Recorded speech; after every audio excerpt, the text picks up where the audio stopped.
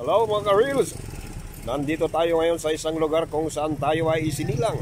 Ngayon ay nandito tayo sa Sitio Cabanatuan, Santo Domingo, San Manuel, Pangasinan. Ang inyong lingkod ay dito po isinilang at dito na po lumaki. So ngayon po ay dadalawin natin yung isang pwesto na sumisikat at kinikilalang nagtitinda ng buko dahil sa ang kinitong na tamis ang kanyang buko ay atin siyang kakapanayamin. Ito po ay si Mr. Romeo Quezon. So tayo po ay magsasagawa ngayon ng kapanayam kung saan nanggagaling ang kanyang buko. Sir, saan po nanggagaling yung buko nyo, sir? Yan lang po sa San Manuel, sir. San Manuel. So magkano po, sir, ang balita ko kasi dinadayo ka ng maraming customer dahil lagi pong bago daw ang iyong niyog. Totoo po yun, sir? Pero ito, sir, yung malaki, yung big size, 40 pesos. 40 pesos. Tama. Pero yung regular size, 35. Pwede namang tatlo 100. Yan. So iba-ibang klase ang buko nyo, sir. May pang halo-halo, may pang buhayo. Tama. Mayroon ding malasipon at mayroon ding pang salad. At ngayon mayroon ding pang tubig po. Pang tubig. Pang tubig. So iba-iba ang klase po. Sir, paano nyo po nalalaman dahil sabi nyo po ay may pang tubig, may pang halo-halo, may ano pa po yun, sir? Pang buhayo. So paano nyo po nakla-classify? Hindi nyo naman po nakikita ang loob niyan. Kasi matagal na tayo dyan, sir, na nagbi-business, kaya nalaman ko na lahat ng alam ko ng walang laman or makapal or manipis, yan ay kilala ko na. Kahit ituro kong sa inyo kung anong may laman, malasipon, pagsalat, nandito lahat yan. So paano nyo po yun isinasagawa, sir? Kung paano, anong gagawin nyo po para malaman nyo ko yung classification po ng buko natin?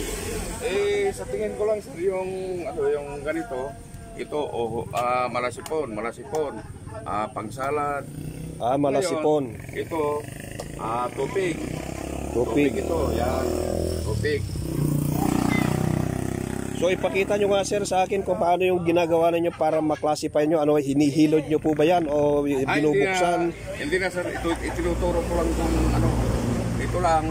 Basta ituturo ko lang, hindi ko na pipiktikan yan. Ituturo ko lang kung malasipon, may salad, ang tubig, kanya lang po, sir.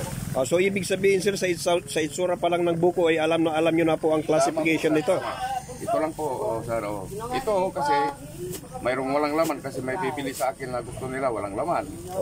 Kaya. So sir, ilang taon na po kayo nagtitinda ng buko? 2015, sir. 2015. So ibig sabihin ngayon may magwawalong taon na. Opo, sir. So kaya pala hindi nyo na kailangan ng pukpukin. Yung iba kasi napapansin ko pinupukpok nila para maklasify nila kung ano yung klase po ng buko nila. Pero sa inyo, sa tingin pa lang po ay kitang-kita nyo na. Opo, sa itsura pa lang po ng buko ay alam nyo na ang classification po nito. Tama po, sir. Kasi ang itsura ng buko kasi nakikita ko na lahat. Sa tingin ko, hindi ko na pipikpikan yan. Nakikita ko na. Alam kong walang laman. Alam kong malasipon. Pag may salad, alam ko rin. Pang tubig at pang gatapo. Yan. So guys, talagang sa tagal-tagal ng nag-business si Sir Romeo Quezon ng buko ay alam na niya kahit nakapikit. So ito po napansin ko rito, sir, is marami ka na pong nagpagbalatan at ito po ay ano po ang gagawin ni sir dito? Bakit niya sinisilid sa sako? May purpose pa po ba ito? May paggagamitan pa po ba itong mga pinagbalatan nyo, sir? Mayroon po yan, sir. Panggatong, ganyan. Bilat mo na. Panggatong. Ibig sabihin po yan is very useful pa rin, guys. Itong mga pinagbalatan ng buko ay talagang wala pong masasayang. Dapat po sir, at pwedeng pang-fertilizer yan.